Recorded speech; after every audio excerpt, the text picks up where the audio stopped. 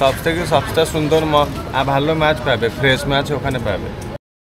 আজ 2024-এর 7ই মে। আমি আমার পুরী ভ্রমণের দ্বিতীয় দিনে লোকাল সাইট সিনের জন্য বেরিয়ে পড়েছি। আজকে আমি কী কী দেখব, এই সাইট সিন করতে কত খরচ, সব কিছুই রাখছি আমার এই দ্বিতীয় পর্বে। আর থাকবে পুরীর মাছের বাজার, এই সব কিছু নিয়ে থাকছে আজকের পর্ব। আর প্রথম পর্বের লিঙ্কটা আমি ডেসক্রিপশন বক্সে দিয়ে দিচ্ছি। একদম ট্রেন জার্নি থেকে শুরু করে পুরীর ঘোরা এবং পুরীর বেশ কিছু হোটেলের খোঁজখবর রেখেছি আমার প্রথম পর্বে। যদি চাও সেটাও দেখে নিতে পারো। ছোট্ট একটা অনুরোধ, লাইক, শেয়ার অ্যান্ড সাবস্ক্রাইব করো। পাশে থাকা বেল আইকনটা অবশ্যই কিন্তু প্রেস করো পরবর্তী ভিডিওগুলো যাতে তোমরা সঙ্গে সঙ্গে পেয়ে যাও। তাহলে শুরু করা যাক আজকের দ্বিতীয় পর্বে আমার পুরী ভ্রমণ। সাইট সিনের জন্য বেরিয়ে পড়েছি আজকে। এই দাদার সাথে যাচ্ছি সাইট সিন করতে। আমি আজকে মাসির বাড়ি, পিসির বাড়ি, আর কি আছে আজকে?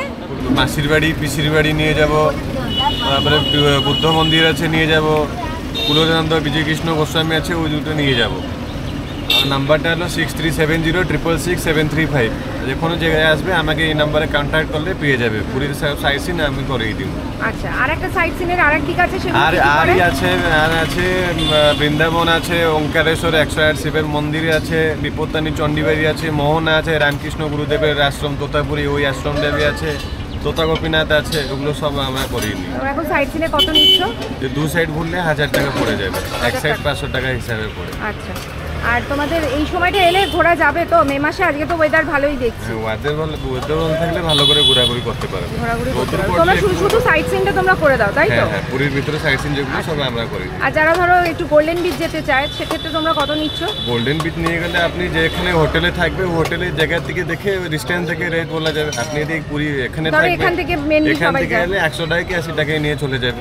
এখান থেকে আপনি যেখান থেকে উঠলে ওখান থেকে 150 টাকা 120 টাকা করে বলবে। আচ্ছা, আর এই যে আরেকটা যেটা আছে নেতাজি মিউজিয়ামের ওখানে যে আরেকটা, ওটা একটা মিউজিয়াম, নেতাজি মিউজিয়াম, ভিতরে সব নেতাজির সব ওটা কোনো সাইট সিনের সাথে আসছে না? সাইট সিনের সাথে আসে না, এরকম পার্সোনাল ওটা আপনি সমস্ত ইনফরমেশন দেওয়া থাকলো। বাদ বাকি অনেক কিছু আছে পুরীতে দেখার, ঘোরার, সব কিছু কভার করতে হবে। আজকে তো সাইট সিনটা দেখি কেমন লাগে। সমুদ্রের ধারে এই ছোট্ট দোকানে কিন্তু অনেক কিছু পাওয়া যায়, ইডলি, ধোসা, সাম্বার বড়া। আমরা পছন্দ মতো কয়েকটা খাবার খেয়ে বেরিয়ে পড়লাম সাইট সিনের জন্য।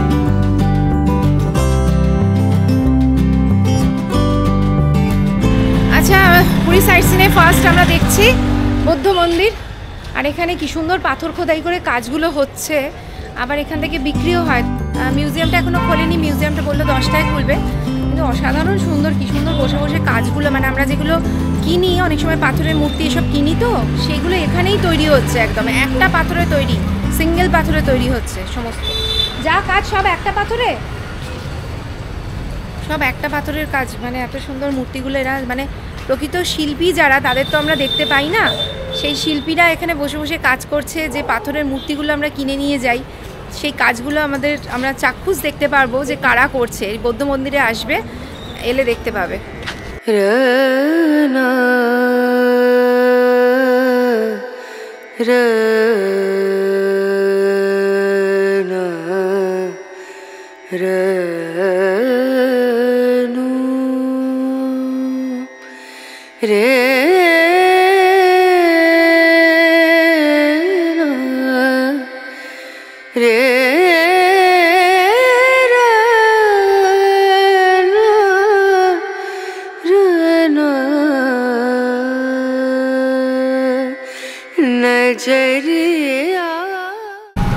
আচ্ছা, বুদ্ধ মন্দিরটা ঘুরলাম, এরপরে যাচ্ছি মাসির বাড়ি। আর নেই একটা খবর দিই, পুরীতে এলে তো আমরা সবাই মাছ কিনতে ভালোবাসি, কিন্তু আমরা মাছের বাজার মানে একটাই জানি। কিন্তু আমাদের এই দাদা বললেন যে এখানে কিন্তু সব থেকে সস্তা যে মাছের বাজারটা, মিউনিসিপ্যালিটি বাজার এটাকে বলে, তো এখানেই রয়েছে। অ্যাড্রেসটা আমার থেকেই দাদা ভালো বলতে পারবে, উনি বলে দিচ্ছেন, একবার শুনে নাও। এখানে আসবে কম সময়ে মাছ রেট পাবে। এটা রেড ক্রস রোড জিজ্ঞেস করবে, স্টেশনের কাছে বললে রেড ক্রস রোড স্টেশনের কাছে মিউনিসিপ্যালিটি মাছ মার্কেট নিয়ে চলো। যে গাড়িওয়ালাকে বলবে, ওই গাড়িওয়ালা আপনাকে এখানে নিয়ে আসবে। সব থেকে সস্তা সুন্দর আর ভালো মাছ পাবে, ফ্রেশ মাছ ওখানে পাবে। আচ্ছা, আর এই কি এটা হসপিটাল? এটা হলো কলোরা হসপিটাল। আর কি বলে? Red cross road. Red cross road এটা। আচ্ছা, অটোওয়ালাকে বললেই হবে, বললেই হয়ে যাবে। এই যে হসপিটাল, ঠিক আছে। আর পুরী স্টেশন থেকে একটুখানি এগিয়ে ওইখানটা করে হচ্ছে ওই মিউনিসিপ্যালিটি বাজার। আচ্ছা, এদিকে সাইড সিনে আস্তে আস্তে সব থেকে বড় মাছের সস্তার মাছের বাজার দেখিয়েছি, আর এখন দেখাচ্ছি সব থেকে বড় সবজি বাজার। একদম মন্দিরের পাশেই যেহেতু এটাকে বলে বড় শঙ্খ গ্র্যান্ড রোড সবজি বাজার। সব থেকে বড় সবজি বাজার এটা, মাছের বাজার দেখিয়েছি, এটা হচ্ছে সবজি বাজার। ওই দিকের রাস্তাটা হচ্ছে মন্দির, আর এদিকের রাস্তাটা হচ্ছে মাসির বাড়ি গ্র্যান্ড রোড। কি চওড়া বড় রাস্তা। দাদা কিন্তু আমাকে সব বলতে বলতে নিয়ে যাচ্ছে, আমি নাম্বারটা দিয়ে দেবো। ভীষণ ভালো মানুষ, আর আমাদের ঘোরার জন্য এরকম একটা ভালো মানুষ না থাকলে মনটা খিচখিচ করে। ঠিক যদি না কমিউনিকেট করে ভাল লাগে না। তো কত 7:30 এরকম বাজে নাকি? এইখানেই বানিয়েছে, মানে যে ঠাকুর যে বানিয়েছে এখানে বিশ্বকর্মা এখানে বানিয়েছে। জগন্নাথ দেবের জন্ম হয়েছিল এই মন্দিরে। যে কাঠ ভেসে এসেছিল সেই কাঠে কেউ খোদাই করতে পারছিল না, স্বয়ং বিশ্বকর্মা এসে সেই কাঠ খোদাই করেছিলেন বুড়োর বেশে এসে। তো ওই কাঠ খোদাই করে করতে করতে যখন অর্ধেক অবস্থায় মন্দির খোলা হয়ে গিয়েছিল, আর তো হয়নি সেটা আমরা জানি, জগন্নাথ দেব সেই রূপেই বলেছেন এই রূপেই আমি পূজিত হব। সেই মাসির বাড়ি মন্দিরে আমি আজকে এসেছি। গুন্ডিচা মন্দির, রাজার প্রাসাদ ছিল এক সময়, এখন মন্দির। সবাই আমরা আসি, কিন্তু 3 বছর করোনা থেকে 3 বছর ধরে এই মন্দির বন্ধ। ছোট্ট একটা দরজা আছে, ওখান দিয়ে একটু ছবি নেওয়া যেতে পারে বা দর্শন করা যেতে পারে, কিন্তু রথের দিন থেকে এই মন্দির খুলছে, আর ভেতরে রেনোভেশনের কাজ চলছে। যাই হোক, তোমরা যদি রথে আসো তাহলে কিন্তু তখন থেকে খোলা পাবে, ভেতরটা দেখতে পাবে। আর এটা হলো মাসির মা মন্দির। এখানে মাসির মা মন্দিরে যদি জগন্নাথ ভোগ না খাবে রথের টাইমে বসে, এখানে পোড়ো পিঠা আছে। কি পিঠাতে বাঙালিতে কি বলে পিঠা? পিঠেই বলে। হ্যাঁ, ওই পিঠা আছে, এত বড় পোড়ো পিঠা কেকের মতন আছে। ওইটা ভোগ লাগে। ভোগ খেলার পরে জগন্নাথের নন্দীঘোষ রথ এখান থেকে গড়বে, না হলে গড়বে না। যত লোক লাগিয়ে ভিড়ো ও রথ গড়বে না। হ্যাঁ, ভোগ এখান থেকে না খাইলে। কার মন্দির এটা? মাসির মা। ও মাসি, মাসির মা। ও, এটা মাসির মা। আমি এখন রয়েছি জগন্নাথ দেবের মাসির বাড়ি গেছিলাম, তো এটা হচ্ছে মাসির মায়ের বাড়ি। মানে এই হচ্ছে মন্দির, জগন্নাথ দেবের মন্দির। ওই যে দেখা যাচ্ছে প্রভুর মন্দির। এখান দিয়েই ঠাকুরের কিন্তু রথযাত্রার দিন রথ যায়। কিন্তু এই মাসির মায়ের বাড়িতে একটা পিঠে হয়, এত বড় একটা পিঠে হয় কেকের মতো। সেই পিঠে যদি না খায় প্রভুর রথ গড়াবে না। বলছে যত লোকই টানুক না কেন, সেই পিঠে খেলে তবেই রথ গড়াবে, নয়তো যত লোকই লাগিয়ে দাও রথ গড়াবে না। এই পিঠে এখানে খেয়ে তারপর প্রভুর আবার রথ গড়ায়। কি ভালো লাগছে। আমি তোমাদের ছবিটা দেখাচ্ছি, মাসির মায়ের মন্দিরের ছবিটা। ভেতর থেকে কিন্তু নিতে দেয় না, বাইরে থেকে দেখা।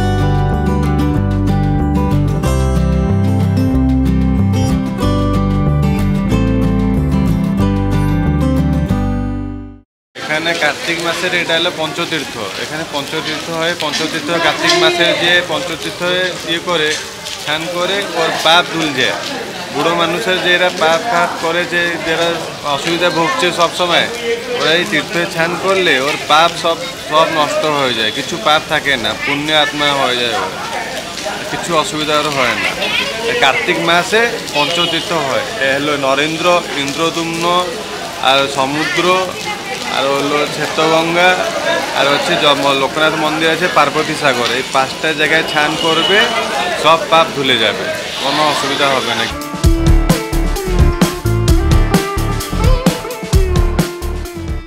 জগন্নাথ দেবের এই মন্দিরে কিন্তু চন্দন যাত্রা হয়। এরপরে অক্ষয় তৃতীয়ার পর থেকেই চন্দন যাত্রা শুরু হয়, 15 দিন ধরে চলে। ওই সময়টা কিন্তু প্রচণ্ড গরম পড়ে একদম, সেই সময় ঠাকুরের চন্দন যাত্রা হয়, যখন নৌকো বিহার করেন। এই মন্দিরে এসেছি এখন রিনোভেশনের কাজ চলছে দেখছি সব জায়গাতে। পুরোটা ছাউনি হয়ে যাচ্ছে, মানে কারুর এলে পরে যখন আমরা টুরিস্টরা আসবো কোনো কষ্ট হবে না।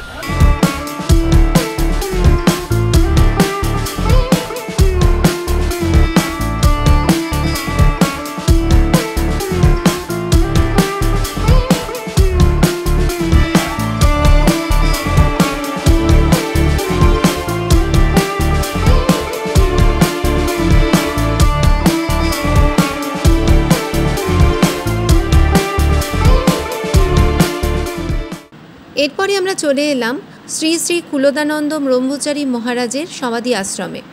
এটা হচ্ছে জগন্নাথ দেবের বাগান বাড়ি।